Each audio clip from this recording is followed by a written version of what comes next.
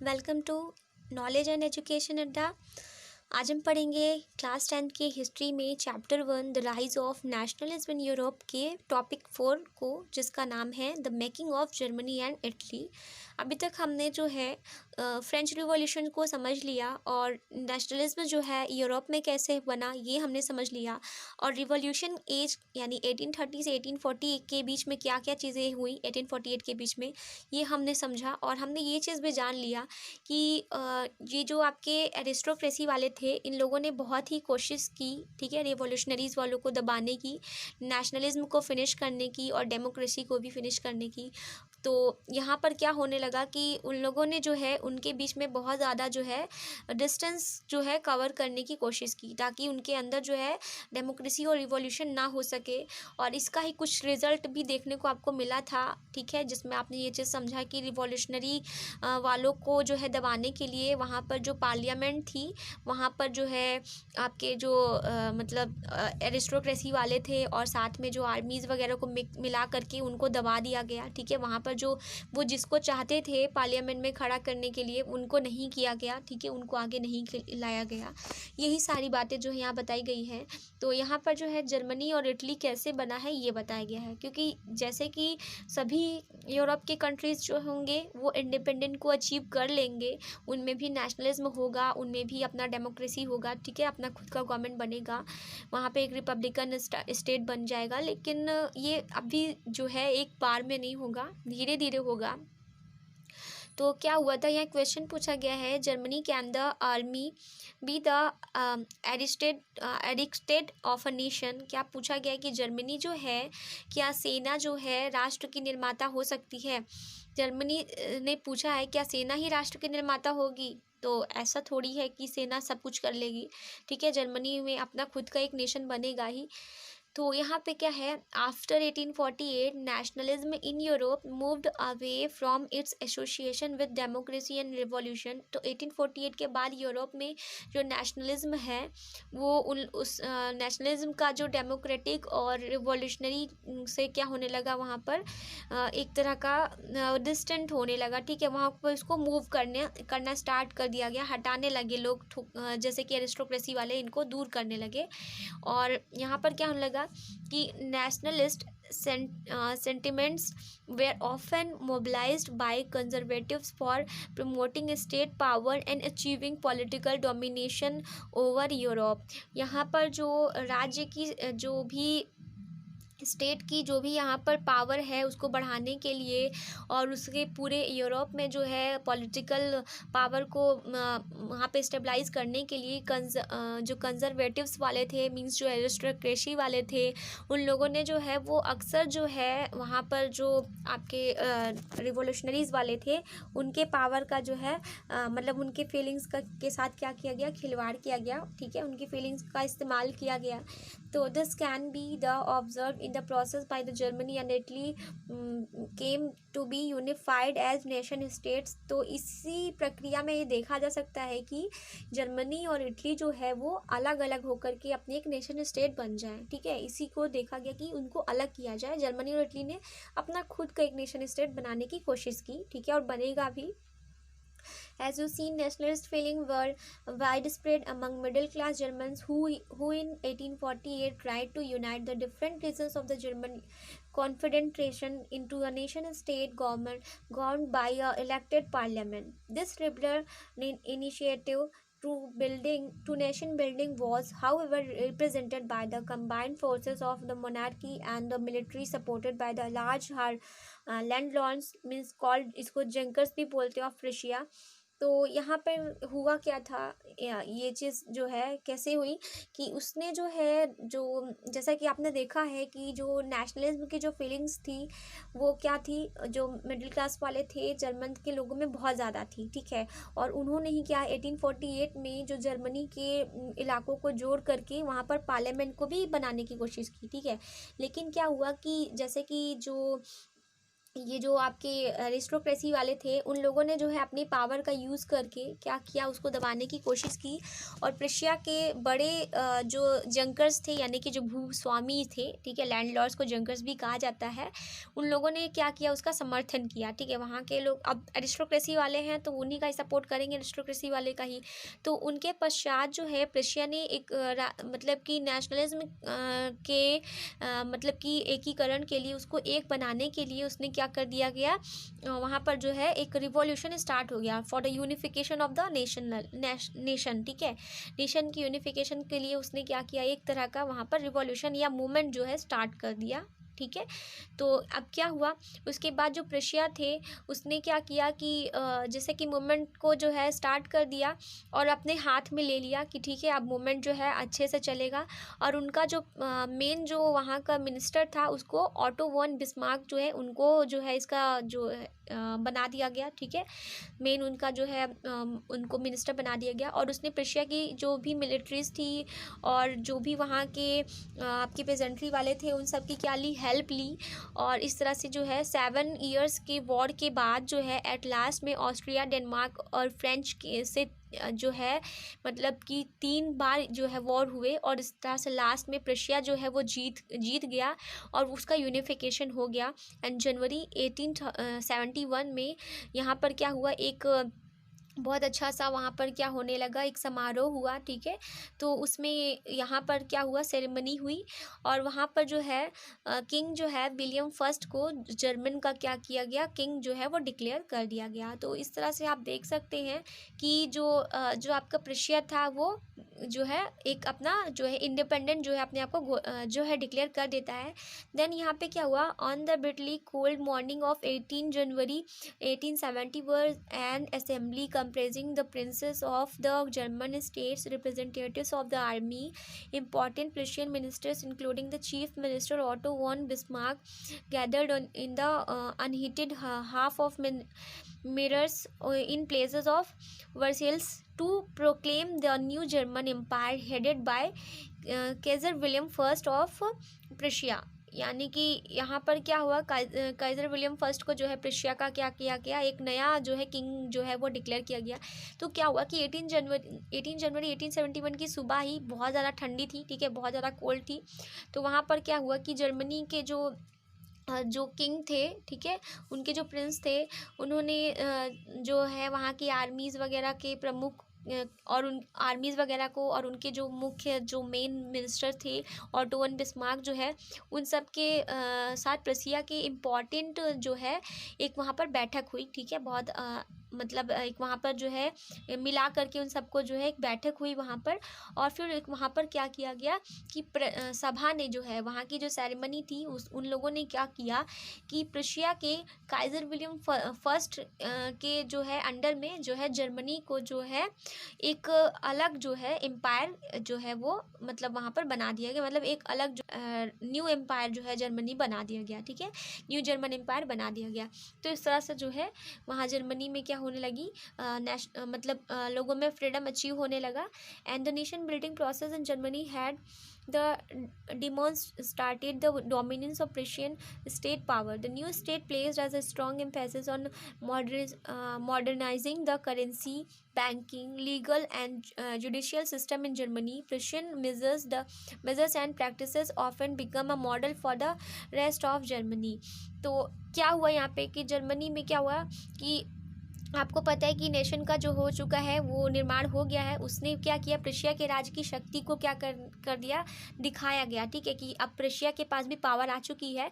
और नए राज्य ने जो नया स्टेट है उसने जर्मनी की जो बैंकिंग है और वहाँ की करेंसीज है, वहाँ के जो कानून वगैरह है, उन सभी का क्या किया, मॉडिफिकेशन किया गया, उस पर मॉडिफिकेशन पर जोर दिया गया।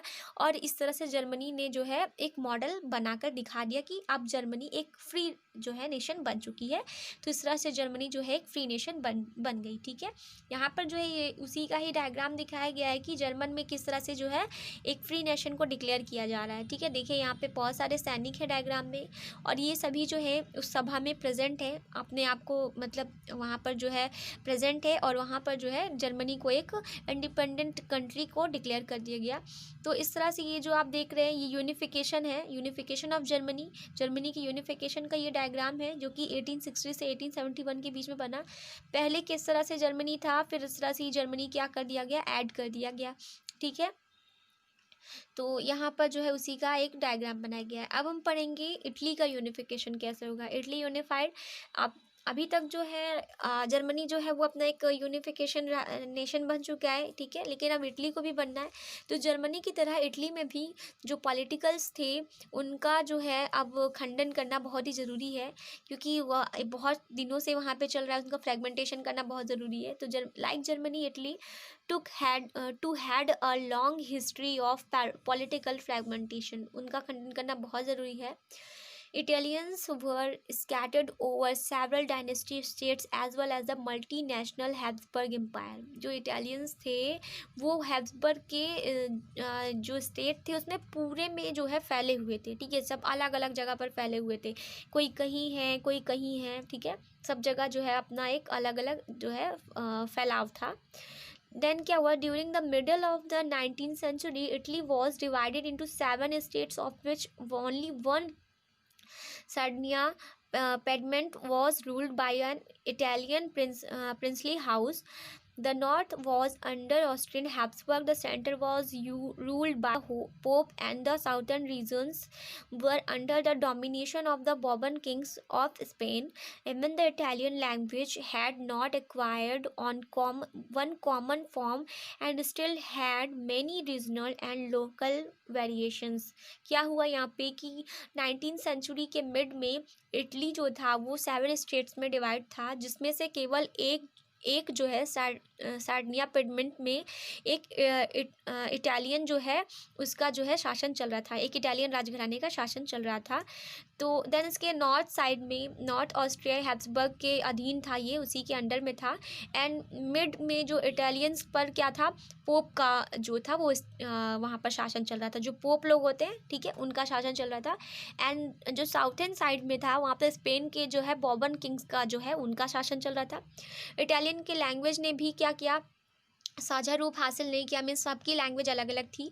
तभी तक उसमें जो थी बहुत ज़्यादा जो थी वो डाइवर्सिटी थी, बहुत ज़्यादा वेरिएशंस थे। ठीक है, उनके रीजनल एरियाज़ में बहुत ज़्यादा उनमें हर जगह उनकी लैंग्वेजेस में वो अलग अलग रहते थे। तो आपको पता है कि यूनिफिकेशन का मतलब है कि किसी भी नेशन को एक बना देना। ठीक है, जैसे हमारा इंडिया है, इस समय मोदी जी भी कहते हैं कि एक राष्ट्र है और एक ही मतलब अपना वो होना चाहिए। ठीक है, सबका हर चीज़ होना चाहिए, सबका राष्ट्र सबका विकास। तो यहाँ पर हर चीज़ का यूनिफिकेशन है। ठीक है, लैंग्वेज में देखा जाए तो मेन कॉमन हिंदी सबको आती है, ठीक है, और आनी भी चाहिए, वो चीज़ रखी गई है। तो यूनिफिकेशन ही है एक टाइप का। ठीक है, तो यहाँ पर जो है यहाँ पर यूनिफिकेशन नहीं था, तो यूनिफिकेशन बहुत ज़रूरी है, क्योंकि अगर ये नहीं होगा तो लोगों के अंदर जो होगा वो नेशनलिज्म कैसे होगा, मतलब उनको यूनिफाइड करके एक कंट्री कैसे डिक्लेयर किया जाएगा। तो इस तरह से वहाँ पर क्या था, बहुत ज़्यादा वेरिएशंस थे। ये जो डायग्राम आप देख रहे हैं ये एक तरह का जो है यहाँ पर जो है एक मतलब उसका डायग्राम बनाया गया है, हंसी वाला डायग्राम बनाया गया है, जिसमें देख रहे हैं आपकी कि जो जर्मन के राइक्सटैग थे उनके पार्लियामेंट में ऑटो वन बिस्मार्क जो है उन्होंने जो है फिगारो से वियना की ओर जाते समय जो है ये डायग्राम बनाया है। ठीक है, 5 मार्च 1870 को। फिर क्या हुआ, during the 1830 Giuseppe Mazzini had sought to put together a coherent program for a unitary Italian republic। कि 1830 के टाइम सेंचुरी में क्या हुआ था कि वहाँ पर जो ज्यूसेपे मेज़नी नाम के एक इटालियन थे, उन्होंने क्या किया कि जो इटली है उसको जो है एक फ्रीडम बनाने के लिए, ठीक है, इटली को जो है एक रिपब्लिक स्टेट बनाने के लिए उसने क्या किया, कोशिश की। ठीक है, उसने इसकी कोशिश की। फिर क्या हुआ कि he had also formed a secret society called young Italy for the demonstration of the his goals. Means उसने क्या किया कि उसके सीक्रेट उसने जो है एक अपने एक एम रखे, और उसके कारण उसने क्या किया, एक यंग इटली नेम का उसने क्या किया, यंग इटली नेम का उसने एक ऑर्गेनाइजेशन किया, ठीक है। उसने एक सीक्रेट सोसाइटी भी बनाई, और उसने जो है ऐसा किया ताकि जो है इटली जो है लास्ट में क्या हो जाए, एक अपना रिपब्लिक स्टेट बन जाए, रिपब्लिक नेशन बन जाए। फिर यहाँ पर क्या हुआ कि 1831 the failure of the revolutionary uprising the both in 1831 1848 meant that the mental now fell a Sandriana Sardinia Piedmont under its ruler King Victor Emmanuel II of the unified Italian states through war। यहाँ पर क्या हुआ कि 1831 से 1848 में यहाँ पर जो रिवोल्यूशनर थे उन्होंने क्या किया, उसके मतलब वहाँ पर विद्रोह हुआ, और विद्रोहों की वहाँ पर क्या होने लगे, वहाँ पर जब फेलर हुए उनकी असफलता से, वहाँ पर क्या हुआ कि सार्डिनिया पिडमेंट के शासक जो है इनेमुअल सेकेंड जो है उन पर जो है ये रिस्पॉन्सिबिलिटी आ गई। विक्टर वहाँ के जो इनेमुअल सेकेंड है उन पर रिस्पॉन्सिबिलिटी आ गई कि आपको जो है इटली को फ्री कराना है, ठीक है, फ्रीडम कराना है एज अ नेशन को, उसको डेमोक्रेटिक बनाना है। तो इसमें एट लास्ट में होता क्या है कि यहाँ पर जो है फाइनली यहाँ in 1861 Victor Emmanuel second was proclaimed king of the united Italy. 1831 में जो है इटली को जो है यहाँ पर ये जो आपके इनेमुअल सेकेंड है वो एज अ मतलब अपने आप को जो है वहाँ के किंग जो है डिक्लेयर कर देते हैं।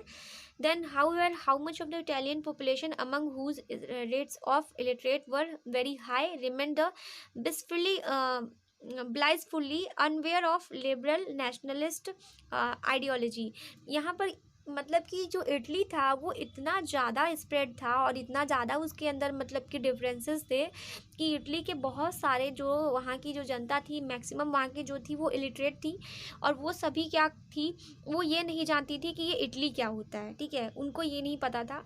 बस वो ये जानते थे कि जो ये जो आपकी इटली जो है वो लाटालिया जो है वो विक्टर इनेमुअल की वाइफ है, ठीक है, वो ये मानते थे।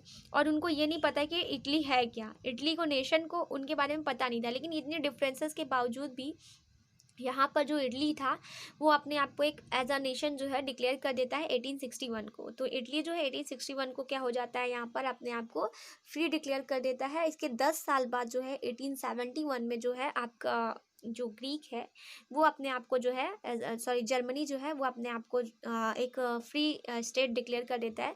तो ये है इटली, ठीक है। ये जो आप इटली का डायग्राम देख रहे हैं, ठीक है, ये जो लेफ्ट साइड में है ये इटली का अलग अलग डायग्राम है, ठीक है। यहाँ पर सब चीज़ें अलग अलग हैं।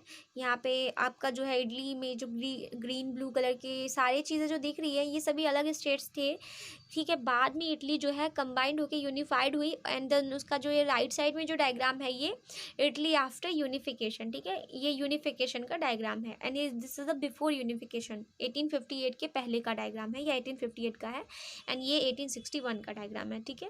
तो इस तरह से जो है इटली जो है एक अपने आप को फ्री नेशन डिक्लेयर कर देता है।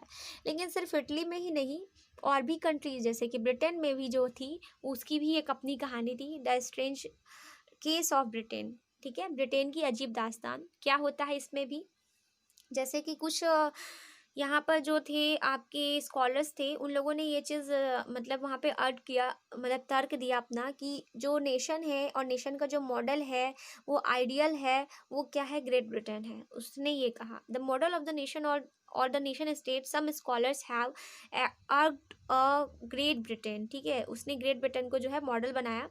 इन Britain the formation of the nation state was not the result of the sudden upheaval और रिवॉल्यूशन।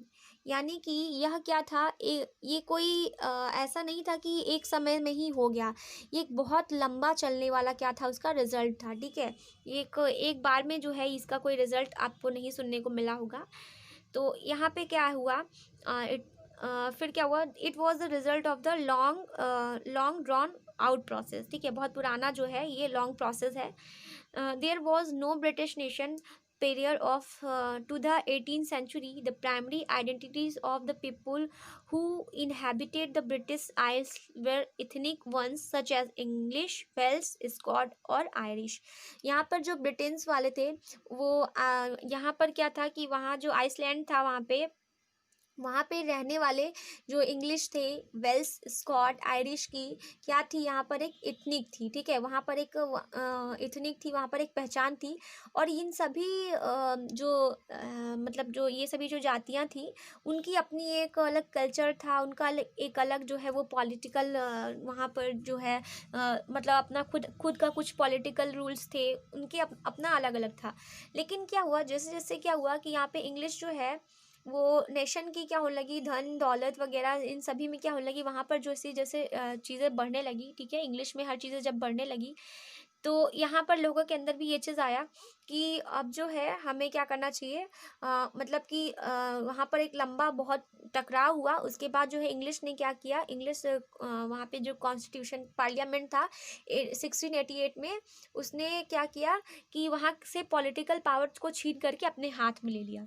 मतलब इंग्लिश ने अपने आप को जो है एक तरह का जो है उसने अपने आप को पॉलिटिकल पावर अपने हाथों में ले लिया, ठीक है। In English parliament which has seized power from the monarchy in 1688 at the end of the protracted conflict was the instrument through which a nation state with England as its center came to be formed।